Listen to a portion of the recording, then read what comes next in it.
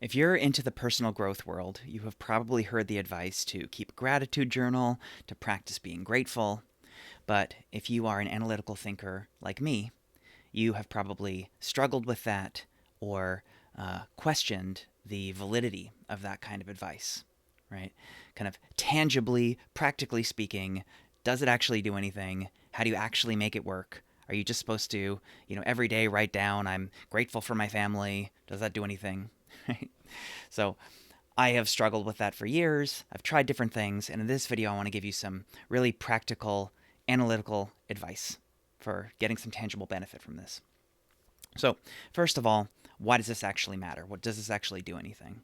So, there are many, there's a lot of research behind gratitude, but here's how I think about it fundamentally. Um, if we think about how life works, logically speaking, humans are kind of hardwired evolutionarily to always seek more, right? We kind of always want more, more tangible goods, more foods, more tasty things, more sensory experiences, more status, more money. This is kind of like a core level urge that we're always fighting. And the problem is that, first of all, there are only so many resources to acquire, right? And then we're starting to compete with each other. But second of all, it's ultimately unsatisfying. There's kind of this thing called the hedonic treadmill that you think, if only I have this, then I can be happy. Then I can rest. I just need this amount of money. I just need this kind of house, this kind of car, this kind of partner.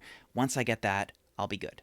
But as you know from personal experience, every time that happens, you get the thing and you think, okay, great. Now I'm content. Nope. It's only temporary, right? It only lasts for a little while and then you want the next thing. So, logically speaking, you really have two options here.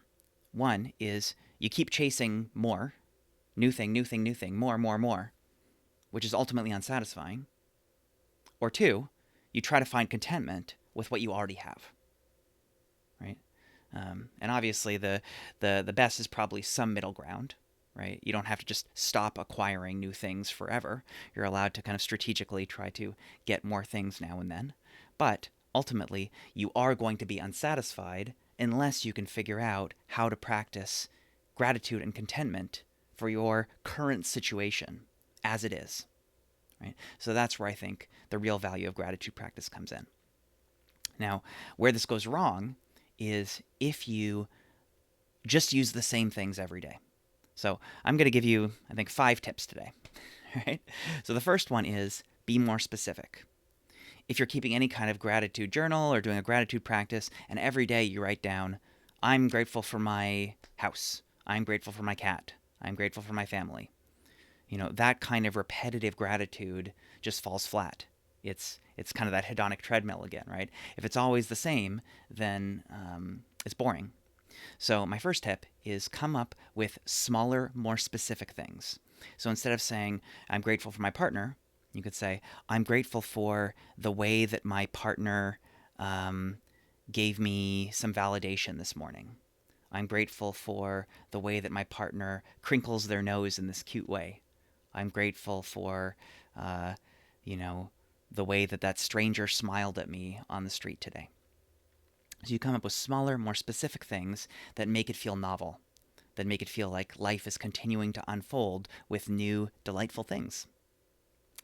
A more specific version of this that I find valuable is instead of just writing things down or thinking of things, you kind of try to practice this in a tangible, physical way. So instead of just thinking like, I'm grateful for nature, if you walk down the street and you see a cool looking tree or an interesting looking flower, you actually walk over to it and touch the bark of the tree or smell the flower or look at it close, right? I found this really valuable for myself. Gratitude journals have not really done a lot for me, but this practice has, of actually going over and touching the physical thing. It only takes like 10 seconds or 30 seconds to go and actually feel the tree, or smell the flower, or examine the petals, the texture, the intricacy. So, and same with, you're looking at your partner, really examine their eyebrows, their lips, appreciate the little things tangibly. Number two, I'll offer you two Stoic practices from ancient Stoicism, which is a philosophy from Rome. And so the first one is imagine this is the last time. So when you're smelling that flower, imagine this is the last flower you're ever going to smell. If you're eating a meal, imagine this is the last meal I'm ever going to eat. You're looking at your partner, imagine this is the last time I'm ever going to see them. And that sounds kind of sad, but that's kind of the point, that we're mortal beings. We only have a certain amount of time to be alive, and you never know when that's going to end. You might die tomorrow. Your partner might die tomorrow. That flower might die tomorrow. So it's less about kind of bringing you down and more about bringing you up. Like, wow, I get to be here for the last day of this flower's life, maybe, right? How lucky. How sad it would be if I just walked by instead of stopping to really appreciate this flower right now. Number three, another Stoic tip is to imagine that you're kind of looking back from later in life.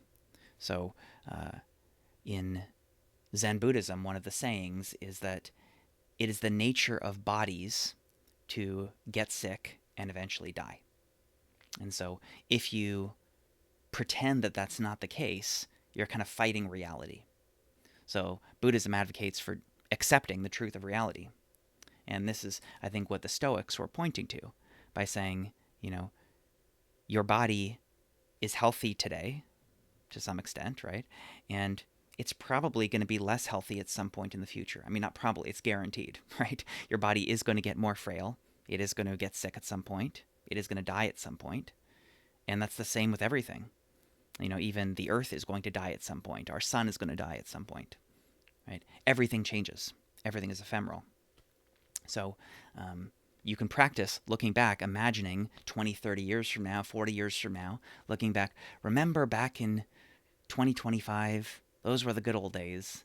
Back when I had such a healthy body, when I was able to still walk down the street, I was still able to play that sport that I love. I still had eyes that could see so clearly. I still had ears that could hear so well. Wow, that was amazing. Remember that time when I, as you're actually doing the thing, like you're walking down the street with your partner. Wow, remember back when I could remember that day when I walked down the street with my partner? Right? So you're kind of putting the present moment as if it happened in the past. Number four, remind yourself how much worse it could be. So one way to do this is to imagine, if I think that, if I'm complaining about something related to my home, I can imagine what would it be like if I didn't have a home? What would it be like if I were living on the street? Or, I have a headache right now. That sucks. But what would it be like if I had migraines all the time, like some people do, right? So again, it might feel kind of depressing to think this way, but it can also, it's a way of being with reality, the truth of reality, that the world is full of suffering, and how lucky I am right now that I only have this small headache instead of a migraine. Number five, what can I learn from this? What is this experience able to teach me? How can I grow from this? So, maybe I'm feeling really lonely right now. I tried contacting a few friends and no one's available to hang out with me. So instead of just thinking, oh, my life sucks, why is no one making time for me? You could practice thinking, this is what it's like to be lonely. Wow, this doesn't feel good. What can I learn from this? Well, maybe I could learn that I need to more regularly cultivate friendship. Maybe I need to make sure that I'm there for my friends more often. Maybe I need to regularly check in with them more often. Maybe I need to make more friends. Maybe I need to prioritize friendship more in my life. Or, maybe I just can use this opportunity to really be with loneliness and really learn, wow, loneliness doesn't feel good. And that's interesting in and of itself. It also builds resilience to practice just being with a feeling as it is, instead of thinking, I have to change it, it's unbearable, this is too bad, I have to fix it. Instead, just proving to yourself, I'm able to be with this discomfort as it is. And then there's also another benefit of it allows you to empathize with other people who have that challenge. So there's a loneliness epidemic in the world right now. And if you feel a taste of loneliness right now, then that equips you to better empathize and feel compassion for people who feel even lonelier than you do. And that's one example, loneliness. But there's so many different things, pain, hunger, whatever it is. There are different ways to check, what can I learn from this right now? Can this help me empathize with others? Or can this teach me something about how my mind works, how my body works? Or can this inspire me to make a change in my life so this doesn't happen again? Or so this reveals a value of mine. How can I get more of that value or need met? All right. So as a reminder, don't just repeat the gratitudes. Find something more specific, ideally maybe something physical, tangible. Imagine this is the last time you're experiencing something. Imagine you're looking back on this moment from later in your life. Tell yourself, this could be worse. And then, what can I learn from this? How can I grow from this? Hope that helps. I'd love to hear how this went in the comments. I wish you a nourishing day.